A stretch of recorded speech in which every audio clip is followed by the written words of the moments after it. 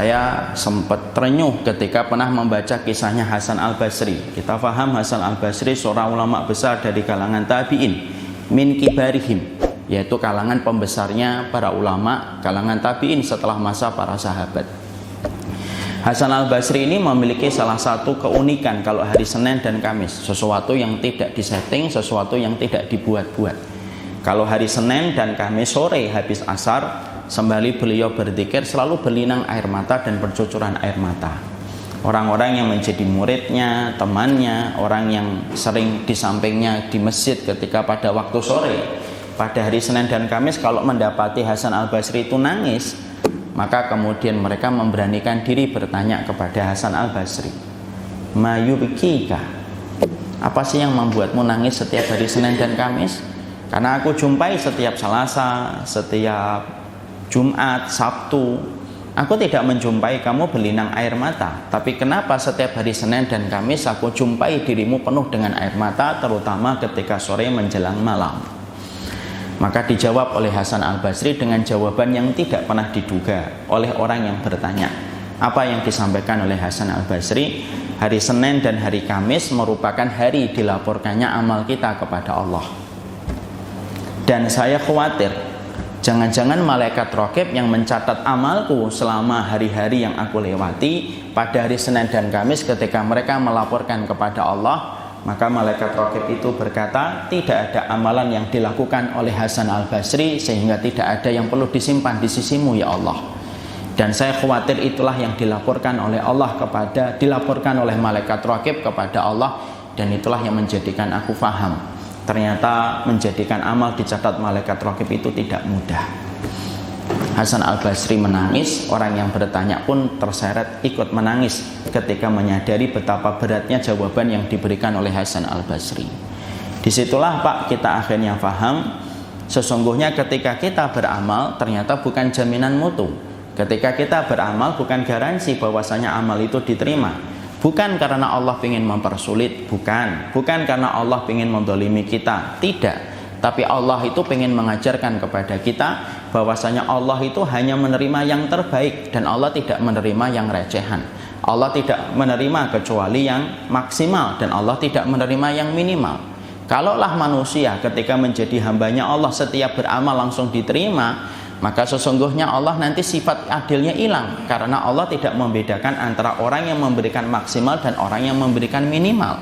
Tapi dengan itu akhirnya kita tahu Allah itu memiliki sifat adil, dan salah satu konsekuensi sifat adilnya Allah tidak pernah menyamakan antara orang yang bersungguh-sungguh dengan orang-orang yang ala kadarnya. Allah membedakan antara orang yang betul-betul maksimal dengan orang yang apa adanya, karena Allah tidak menerima yang recehan, tetapi Allah menerima itu yang terbaik. Makanya Ali bin Abi Thalib, kalau beliau mendapati surat Al-Maidah 47, maka beliau sering terdiam. Apa ayat yang membuat seorang menantu Rasulullah Ali bin Abi Thalib itu terdiam? Yaitu ketika Allah berfirman, innama yataqabbalallahu minal muttaqin. Innama adatul hasr Pak, yang artinya pembatas. Allah itu hanya menerima amal dari orang yang betul-betul bertakwa. Kalau kita tidak betul-betul bertakwa, Allah tidak ada hajat, Allah tidak ada keperluan untuk menerima amal itu. Dan itulah yang menjadikan Ali bin Abi Thalib ketika beliau melewati Al-Maidah 47, beliau mengeluarkan pernyataan spektakuler beliau, kunu liqabulil amal asyaddu ihtimaman minal amal. Jadilah kamu perhatian sama amalmu secara kualitas supaya diterima, itu jauh lebih baik daripada kamu memperbanyak amal tapi tidak ada kualitasnya. Karena amal kalau tidak berkualitas itu tidak akan pernah dicatat malaikat raqib dan tidak pernah membuka pintu langit. Dan itulah yang menjadikan kita memahami. Jadi itulah yang menjadikan kita akhirnya mengerti, ternyata tidak setiap amal yang kita perbuat itu langsung diterima. Ramadan 1441 kita lewati, betul. Sama-sama kita sempurnakan Ramadan kita menjadi 30 hari, benar. Tapi siapa di antara kita yang telah diterima oleh Allah? Kita tidak tahu. Makanya itulah yang menjadikan akhirnya para sahabat Nabi berdoa sampai 6 bulan. Karena mereka tahu beratnya kualitas supaya amal itu diterima. Bukankah Qabil bersedekah? Bukankah Habil juga bersedekah? Tapi siapa yang diterima oleh Allah? Apakah Qabil? Bukan. Yang diterima adalah Habil. Bukankah banyak orang yang sholat, tapi ada yang dilaknat di dalam sholatnya? Dan itu betul-betul menggambarkan kepada kita, sungguh setiap amal itu tidak ada jaminan mutu amal itu dapat langsung diterima oleh Allah Subhanahu wa taala.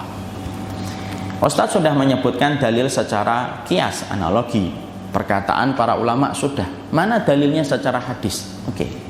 Kita datangkan dalilnya secara hadis, Pak, menerangkan kepada kita supaya memberikan kesimpulan bahwasanya amal itu belum tentu diterima oleh Allah.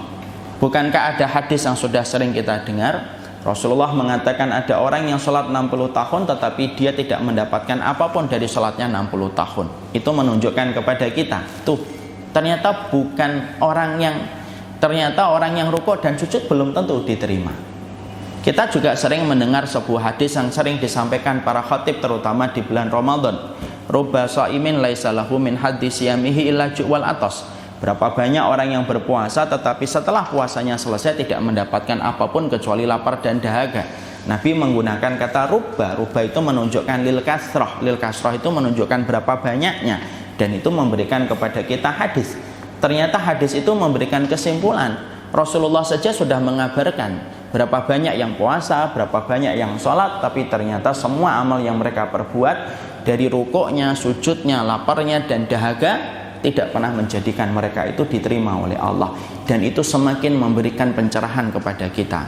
Wallahi, menjadikan amal diterima itu lebih sulit daripada petani ketika akan memanen apa yang dia tanam. Menjadikan amal yang diterima itu lebih sulit daripada atasan ketika memberikan laporan kepada atasan, dari bawahan kepada atasan, karena Allah betul-betul menseleksi amal yang kita perbuat dan amal yang kita lakukan.